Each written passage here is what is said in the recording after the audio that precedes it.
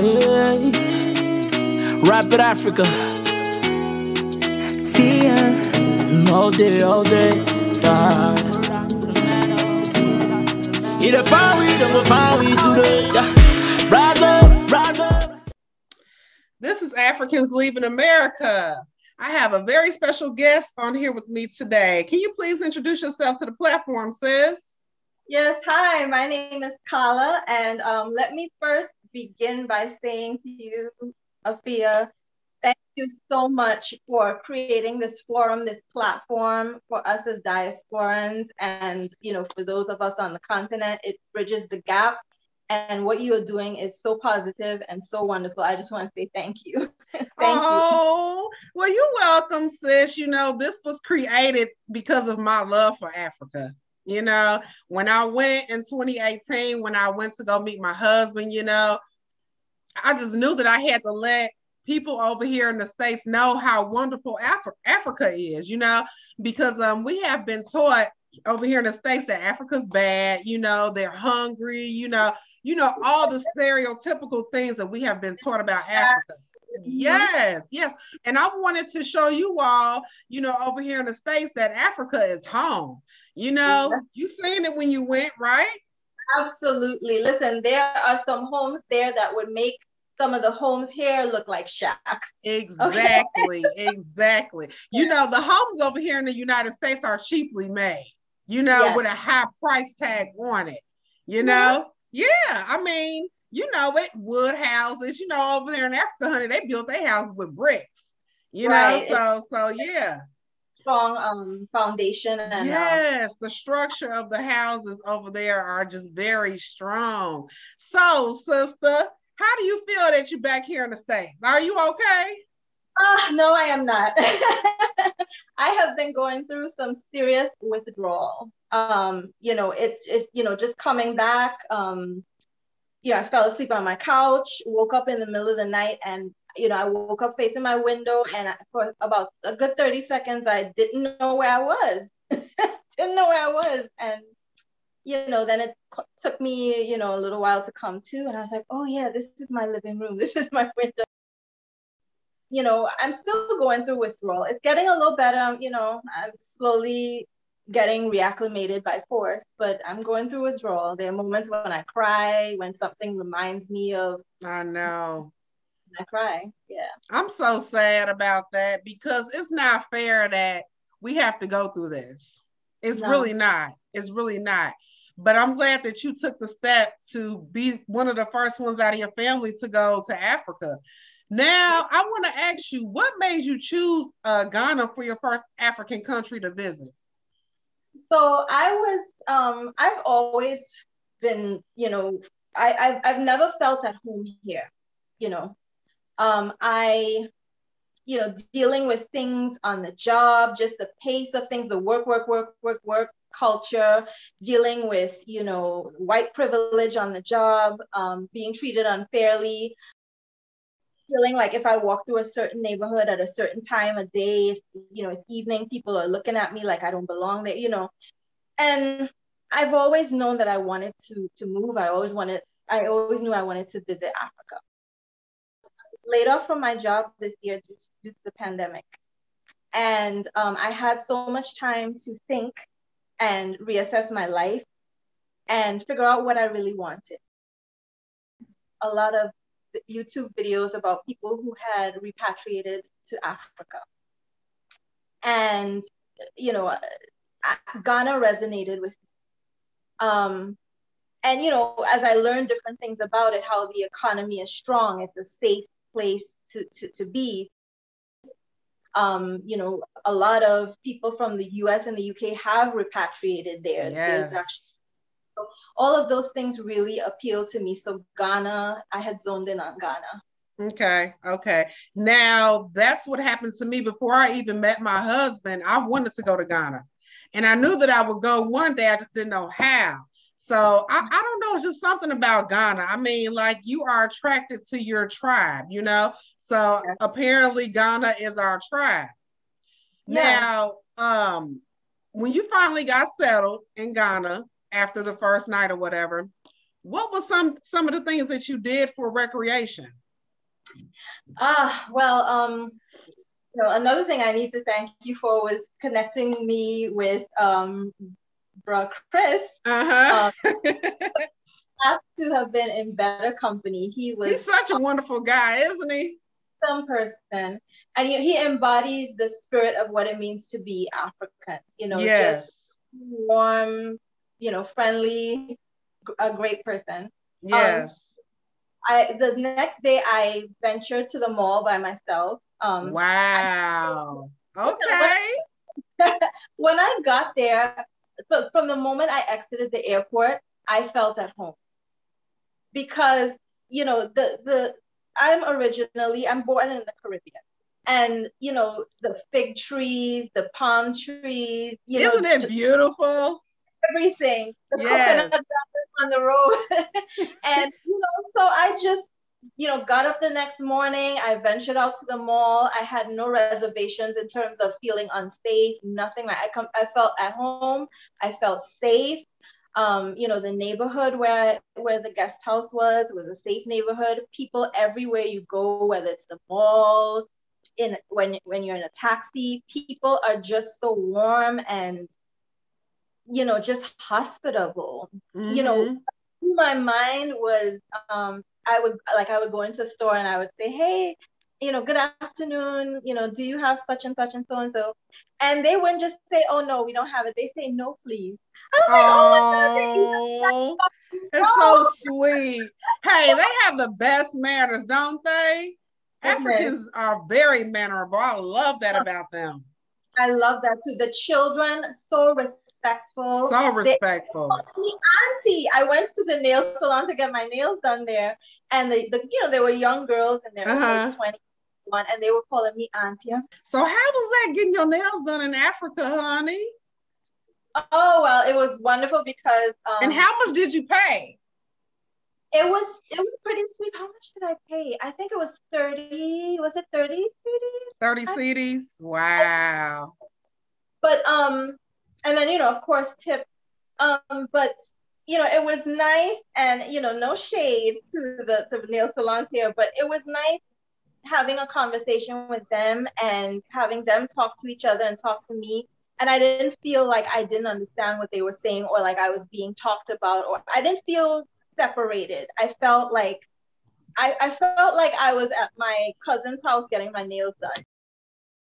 Auntie, and we're having conversations about things. It was like everywhere you go, it just feels like home. Like I'm trying not to cry right now. I know, honey. I understand. Trust me. I understand. And this is what I want all African Americans that has not traveled to watch this video, so they can get a feeling of how we felt when we went, and you went as a single Black woman, so yeah. So you did feel safe in Ghana, correct? Traveling as a single Black woman.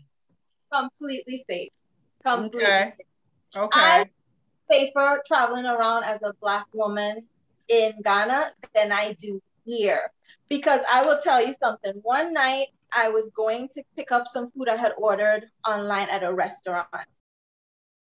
So I was the streets here in Tampa, some of them are not very well lit.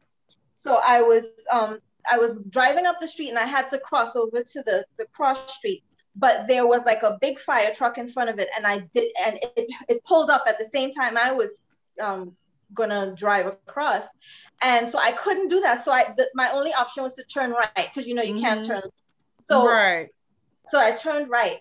Turns out it was a one-way street, and here comes a cop car. So I was praying for my life, because you know what happens here. You know what happens. So I was praying for my life. Thank God the cop in the car was Black. Miss, do you know this is a one-way street? I said, no, officer, I didn't know. I was apologetic. He was like, all right, make the turn here, because there was a little like driveway. He was like, make the turn here and go back. And I was like, okay, thank you. But anything that could have gone anyway, Yeah, it could have. Truly. Yeah. I felt safer there. I felt like I didn't have to deal with that dynamic of, praying for my life because of the color of my skin, you know, anywhere that. Yes, yes. You just feel like you don't have to deal with racism at all when you go to Africa. I mean, you see all your own people, you know, you feel safe, truly. You really do. What's up, Mr. Chris? Yeah, Melody, I'm fine. Hi. Good evening to you, Carla. Hi. Good evening. Yeah. Sorry, I'm late in the house and I'm so late. I need some 5 minutes to get myself together at my venue, then I can join you so well. It's okay, brother. Yeah, we've been conversating about beautiful Ghana. That's all we've been talking about. That's how it is. It's a beautiful Ghana indeed. Where did you take her on the first gathering that you all had together? Okay. On the first outing, we went to the Black Star Square. And she was so happy. Oh my goodness. It was. I felt the Black it. Star Square, that's where we gain our independence. So if you are coming, then that's where you should start from. So we went to the Black Star Square. We saw the place, how independence was declared. In fact, basically that was the first day. And I guess she loved it. And you know what I also loved was, Chris, you are just so knowledgeable about the history of your country, and you know that was so wonderful to have you explain everything, and because there are a lot of things that I wouldn't be able to explain to people if they visited my country. I'd be like, oh well, I have to look that up, but it was wonderful. You just were able to tell me everything about the history. Yes, I just wish I settled very soon so I could let Melody also hear, like the way you heard it. Most definitely, brother. Most definitely.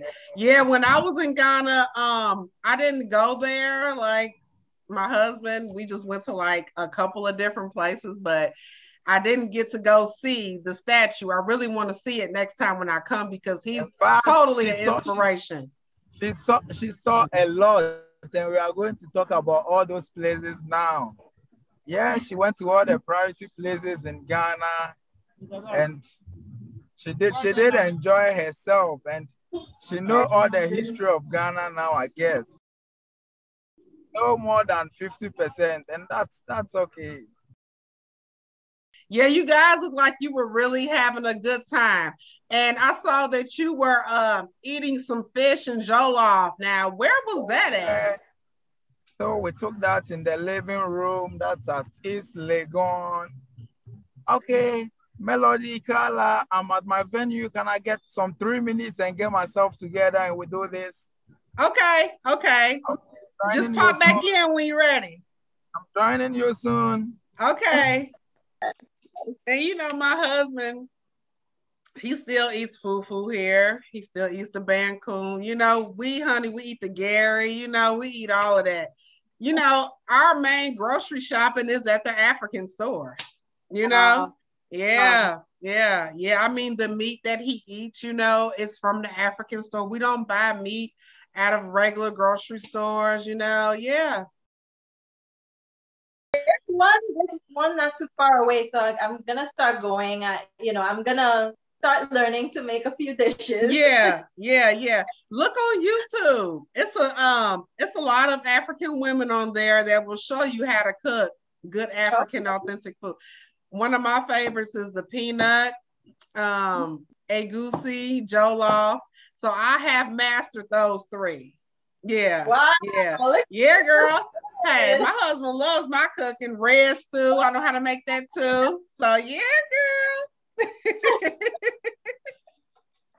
Look, I said when I go back to Africa, I will be cooking for my in-laws. I like that. Yes. But one of the things that, going back to what Chris was saying about all of the different things I did, I was able to see so much in those 2 weeks that I was there. One of the most profound experiences for me was going to the slave dungeon. Yeah. First of all, when I was going to Ghana, you know, as the plane was landing, I felt like in the first place, I was, you know, my ancestors, when they were stolen, they were not able to return home. They would never see home again in physical. Like when I was going, I was returning with their spirit so they could experience it through my physical. And as the plane was landing and you know, you could see the red earth on the ground as I just burst into this visceral sobbing, like I felt like it was not coming from me. I could not control it. It was them. It was. And then when I went to the slave dungeon, I think everyone should have an experience. Every diasporan should be able to have that experience, because it's so different from seeing a movie about slavery. It's different from seeing Roots. Different. You're there and you're seeing this constructed castle and these dungeons that were strategically built for the purpose of enslaving people, stealing them, and subjecting them to these horrors here in the West. And you know, as we walked into the dungeon, the tour guide said, the floor that you're walking on is cemented feces, urine, and vomit. Blew my mind. You don't even I can't even fathom treating animals like that, much less humans. Like, what kind of demonic evil? Like, I can't even begin to comprehend it. Seeing the bloodstains on the dungeon walls. This is real. That's what you and I come from. Somebody survived that. Our ancestors survived that. We're here today because of them. Because of everything they had to go through to get to where we are today. And it's our duty to go back. It's our duty. I refuse to forget it. And, you know, there has to be some sort of restoration for us. There has to be. And we have to be at the forefront of that. We have to strategize. We have to be deliberate about it. So that when we leave, we don't have to come back here. Absolutely. Because you know what? We don't deserve everything that we go through here in the United States. We do not deserve that. And we're still going through these things. It will never be over. As long as we are begging to be accepted, begging to be seen as human, begging not to be killed, we will never truly be free. We will never be, we'll never be free. And another thing, like when I was in Ghana, I noticed that, okay, here's a Black person in the West. Like, you always have to worry about what kind of Black are you. So it's like so freeing, you know? And when I was there, like my children, they're older, but you know, my youngest, she was still like 16 or 17 at the time. And when I tell you, I was not sad that I was gone. You know, they were sad but I was not. I felt like, oh my God, you know, I shouldn't feel this way, but that's just how Africa makes you feel. It makes you want to stay there, and it makes you not care about how people feel about you in the States, not being in the States. And you know, I am going to be, you know, it has taught me that, you know, it's okay for me to be unapologetically Black. And a lot of us think that we are until we make that journey and see the freedom that you feel about truly being unapologetically Black and who you are. Mm-hmm. And that's how I live my life. You know, no corporate job is going to tell me I can't wear my hair in ethnic styles, that it's not appropriate for the corporate world. And, you know, I am who I am. And that's something that we have to learn to be here in the United States, unapologetically Black. You know, we shouldn't have to wear long, stringy wigs, you know, to go into a job interview and get the job. We should be able to go in there with a hair wrap, you know. We should be able to go in there with our natural hair. You know, we should be able to be our authentic selves. And that's something that we cannot be here in the United States, is our authentic selves, you know. So Chris is back online with us. What's up, brother?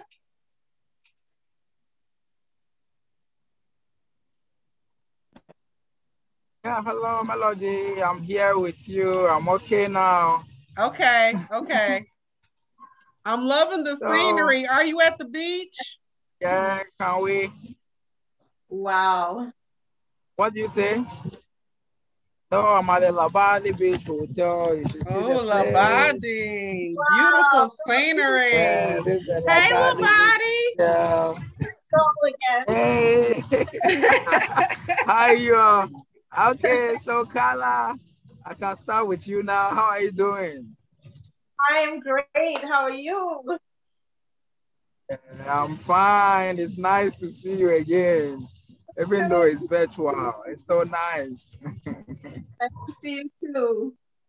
So, Melody, brother. I'm here. We can now begin from my side and continue from Carla's side. Yes. Okay. Well, I got a question for you. What advice would you give to the diaspora about repatriation or a visit to Ghana in per se? Wow. So I think that's a broad question. In fact, to start with, I would say repatriation is a must. Okay, repatriation is a must and it remains a must. That's what our forefathers told us. To choose reasons why people should repatriate to Ghana.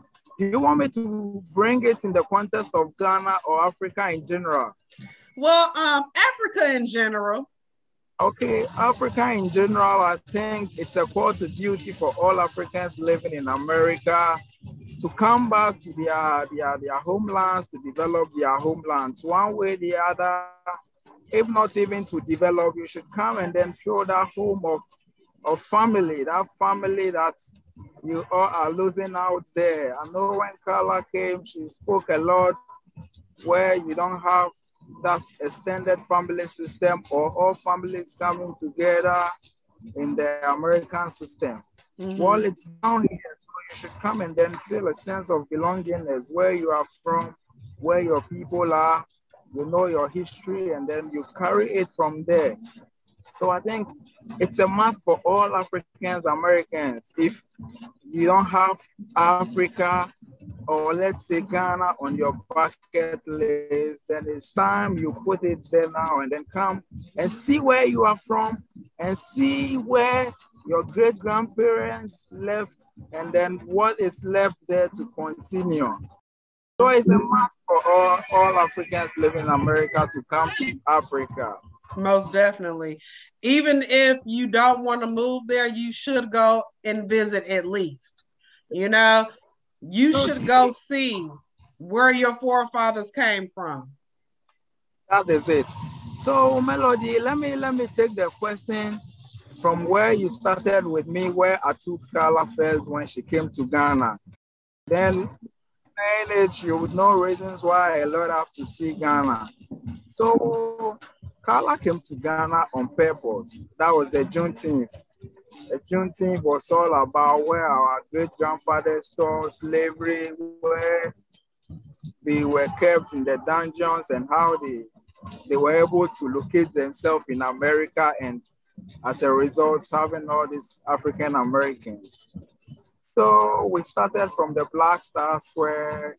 That is where we gained our independence. In fact, that is where Ghana said enough is enough to colonization. So that's where we started from. And I saw how bold she was when she got there. I saw a whole spirit in Carla. She was like, wow, I am free. Carla, was that not how you felt? Absolutely. I was just saying before you came back on how freeing it was to just be unapologetically Black and unapologetically myself, in Ghana. That's it. Yeah. That's it. So Melody, from the Black Star Square, where she said she's free, then we went to the Cape Coast Castle, where everything started. In fact, this is the reason why Africans wanting to repatriate if they don't have Ghana on their bucket list, I would say they should put it on their bucket list. And a lot is because of these reasons. So Ghana, as we all know, a country located in the West Africa, originally was called Gold Coast. So then you would know this name Gold Coast attracted all these foreigners to come to Africa and to discover where is the coast and how gathered gold was and why would they name that whole country Gold Coast. So let's go look for some gold in Africa. So then it will tell you that the whole history started from Ghana. And as a matter of fact, the Cape Coast Castle, where I took Carla to. So this is how it started. The Portuguese or our Western world, when they had there's gold, there's this, then they wanted to come and explore and then to take away like they always do from us. Out of the castles they built, the Cape Coast Castle was the home grounds. In fact, that was the wholesale of slave trade in the whole of Africa. So this is where a lot of Africans pass, Nigerians, Cote d'Ivoire, all the African countries. Once you are a slave, you are brought to Ghana. And that is the reason why Ghana still remains the gateway to Africa. This is where it all started from. This was the world center of the slaves. And this was where the whites really benefited from. So we have much of that history still home right now. And once you go through those dungeons, once you know how those slaves were kept, once you know how they were freed, then you are freed as an African American. So this is, then the Cape Coast Castle we're saying is really a home that you should all pass and then know the real history and know where you are coming from, where you've gotten to, and why you need to come back to continue. That's one reason why I will opt Ghana for Africans, Americans. That's what Carla will tell you. Ghana, you can't dispute the fact when we talk of hospitality. This is the home ground of hospitality. So, as Ghana has won that hospitality in face of Africa, my African brothers and other sisters will tell you that, hey, once you get to Ghana, everybody is laughing with you. This one is greeting you, and you would be like, wow, do they know me? That's how welcoming Ghanaians can be. In fact, that's how welcome Africans can be. If you are a woman travel to Ghana, come on. The men are going to be after you. Hello, can I know you? Can I have your number? You look so good. Well, it's a must. We are welcoming. But come on, you should always feel polite to decline them and move on. But I mean, it's because of how welcoming we are. That's why you hear them coming towards you. I want to know you. I want to have your number. Can I know you more? It's not harassment. The whole country, everybody is welcoming. Carla, was that not it? I love Ghana. I love Ghana. I love Ghanaian people. I love the food. You know, I love the vegetation. I love, you know, the goats and the chickens walking around, and I just love it all. I do. I'm serious. Like, hey, look. I have brought like Ghana into my home. I got a garden outside my yard. My neighbors got chickens. They always in my yard eating my little stuff out of my yard. Girl, I'm telling you, I cannot keep them chickens out of my yard because I invite Africa into my life. Totally. Wow. Yeah. I'm so serious. So yeah. So brother, we're going to wrap this up here. How can people get in contact with you if they want to come to Ghana and get the star treatment like Carla got when she went? Okay, so my name, I'm Christopher Mensah, like you said earlier on, and popularly known as Bra Chris. I am on Facebook as Bra Chris. I'm a moderator in the Africans Living in American page as Bra Chris. I am on Instagram as Bra Chris GH. Yes, and I mean, I didn't join the interview. I wish I knew some of the topics that have been discussed and how I can also add up. It's okay, brother. I'm just glad that you were able to make it when you did make it. Yes. So the time was a bit challenging for me. That's another part of Ghana I would love to talk about on a different day. Okay, I'll be expecting that. Okay, I appreciate you guys' time. Thank you so much. I really enjoyed this. I appreciate you so much. You all have a wonderful evening. This is Africans Leaving America signing off. You all have a blessed day or night. Bye. Bye. Bye-bye. Bye. Oh, wow, yeah. Rapid Africa. Tia. All day. Eat a fire, we don't go fire, we today.